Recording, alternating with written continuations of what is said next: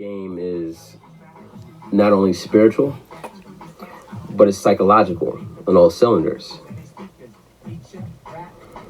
And every situation tells a very peculiar story. When I look at my current plight as well as my previous, I can see the beautiful stories unfold from that. And it's more so like a fifth dimensional aspect to where as though you're watching yourself being watched by the person and watching their interaction. I believe I spoke on that before. Because majority of this thing, you know, with the spiritual and psychological aspect is management. And you can't manage a situation. You can't manage a reaction without patience. In fact, you can't manage it with all the fruits of the Spirit. See, I said before that the more godly you become, the more potent your game is, the more effective it is. See, the thing is, you know, a lot of brothers have issues with women not complying. Females actually will comply with you if you're really walking in that power. Without you really even suggesting anything. It's just, they just know. They just know when to act. And when I speak of the word power, see, a lot of guys speak of things and they come off with authority. Because I'm a man, so I have authority.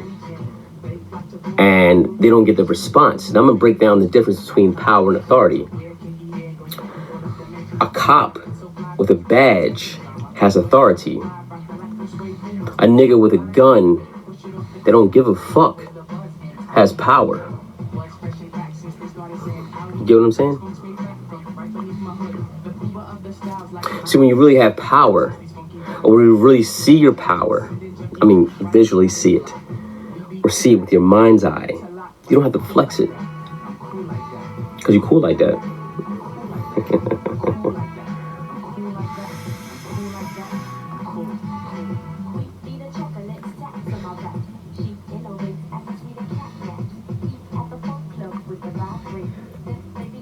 One of the most underrated films of the 90s that people, I don't know if they remember or have seen, was the movie Loving Jezebel.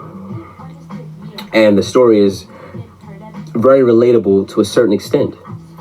See, the guy Theodorus, he was in love with the concept of love, but found himself entangled with the reality of love because he found himself involved with women that were involved in with somebody else and in somebody else's name. From his days in elementary school, I think he wanted something. He was chasing something, you know, and that's the thing about guys. We won't admit that. We're actually chasing after something. A lot of us don't even know what we're chasing after. You know, if you are quote unquote, you know, whatever, you're still chasing after something. You're still trying to find something. Just like this gentleman, Theodorus, which led to his constant state of misery and a very perplexed perspective on what his reality was and what his reality is. But the imprinting was rather interesting. I mean, some people say the imprinting, I like to say programming, because he was able to tap into a part of the female that other men did not notice. He loved the parts about the woman that other men either didn't know, or if they did know, they despised. It's part of the fruit of the Spirit. See, the more godly you are, the more potent your game is. See, guys want to be Neanderthals, beat my chest over. No. So you got to like the things about a woman that would turn the stomachs of other men because they don't have strong stomachs.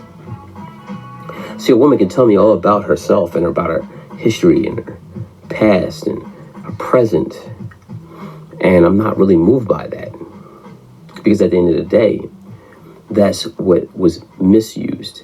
See, it's the difference between being used and being misused.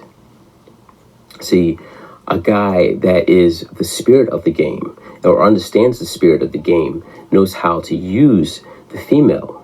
See, a guy that is ignorant of those devices and is basically ruled by his phallus is basically misusing the female. See, the thing is, I know how to properly dissemble and assemble a female and build her to what I like her to be and build a value in her. You know, that is the spirit of Ice Turner. Ain't too many like me. In fact, ain't nobody like me. Okay. Maybe that's just air sign game. And to understand my mind, you need to understand the cardinal air.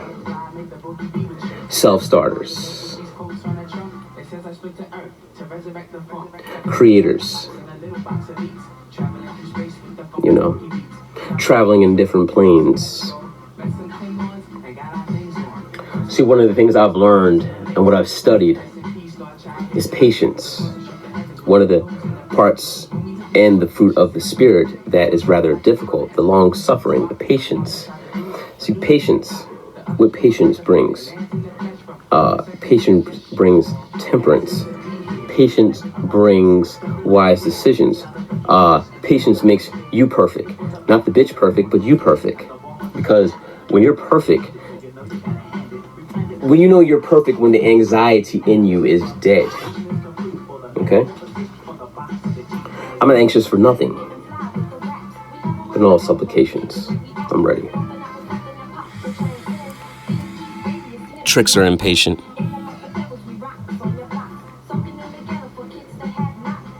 So what kind of leadership do you provide? So being in wise counsel is to, help you to ask yourself the right questions. And the right questions to always ask yourself are questions that have, an underline of accountability. What is accountability to me is looking at the times when I leaped instead of just looking.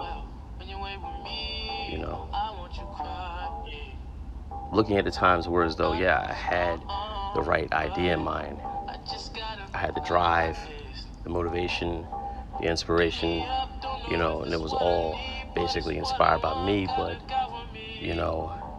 I didn't take the proper steps to get to, the destination. Then I went and, blamed circumstances or blame this person or that person, And I realized, it's not wise. You're putting yourself in a victim circumstance, because when you look at, victimization, you're not, putting yourself in a position of strength. And putting yourself in a position of strength is, maintaining, self accountability. And you gotta look at the relationships that you've had, that you lost in all forms. In regards to looking at, you could see the one finger pointing at, the person, the object, the circumstance, whatever like that. But you also have three fingers pointing back at you, and seeing exactly where you went wrong in a matter of what you affected with your cause. How many relationships have you ruined with your immaturity? How many relationships have you ruined with your arrogance? How many relationships have you ruined with being aloof?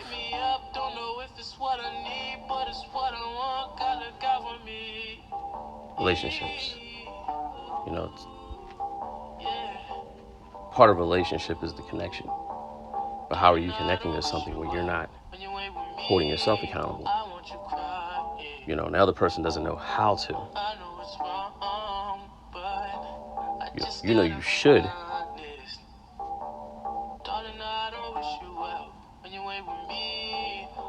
but they don't know how to. How do you hold yourself up?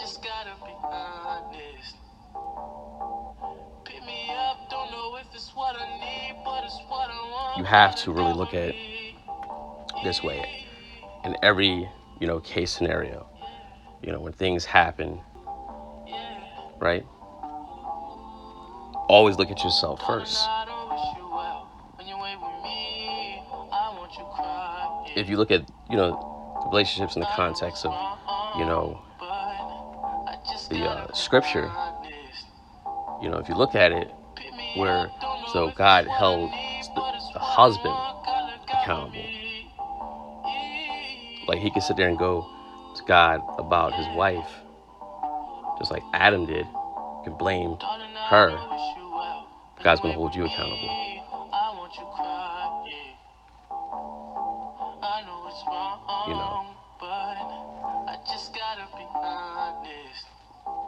When you can hold yourself accountable, you know what you're transmitting, and you know what you're transmuting. You know what you're responsible of. You know what you're responsible for.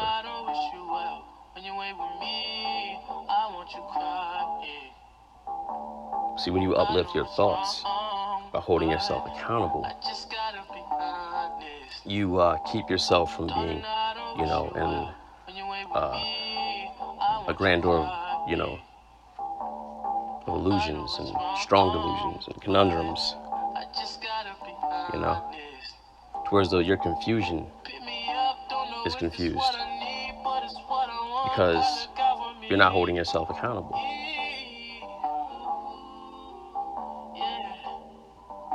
We all have, a sense of foolishness that's in us, and it springs up.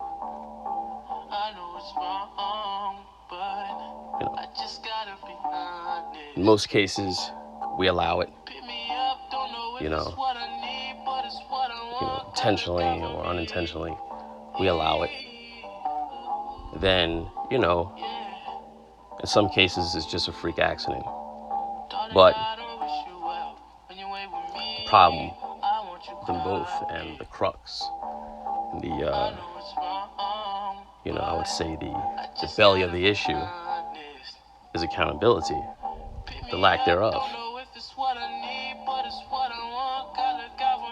Everything that you've accomplished and obtained was through, the discipline of accountability.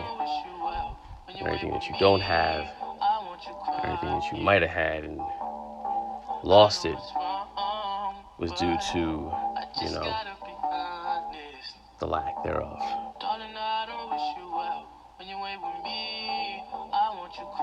This is how you strengthen your stomach. This is your core strength. Look at accountability as your core strength. If you're exercising, lifting weights, accountability is your core strength. Principles is your skeletal muscle mass.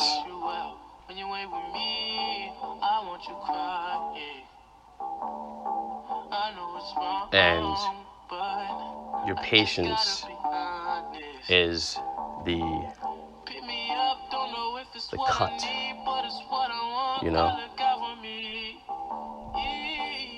the cut of your strength, the cut of your muscle, the cut of your realism, the truism, and your idealism. This is when it's basically, heartfelt,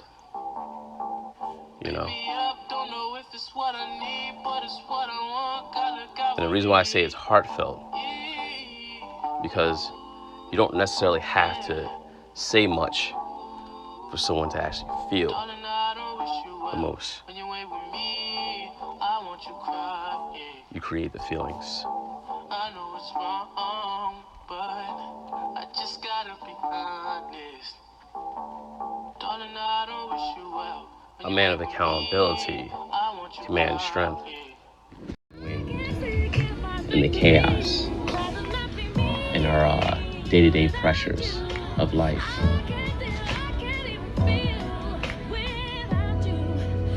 You know, it's important to actually look in the mirror and deal with yourself, because confronting the seeds of your fear and fears on a personal and interpersonal level can actually enhance your emotional intelligence or competence, what I would like to say, because it puts you in a place of identifying your own insecurities and your assumptions of your ego as a mask for, you know, your insecurities. Because that's all really an ego is edging God out. You're edging you out of the play. You know, not to get in the religious context of things, but more so in the spiritual. As we said before, to seek the kingdom inside of you, and then everything else will be added. You know, I think you made that pretty clear. But anyways, relationships and finances and so forth, because it's all really just energy, and it's a relationship at the end of the day. I'm not going to get too far into that. I'm not going to get too mythological with this. Just want to keep it really simple, you know. But once I've done that, once I look, you know, into the mirror and looked at myself, man, and really dealt with those things, man, I really felt empowered. I'm talking about true internal fulfillment, and not by the power that I wished I possessed,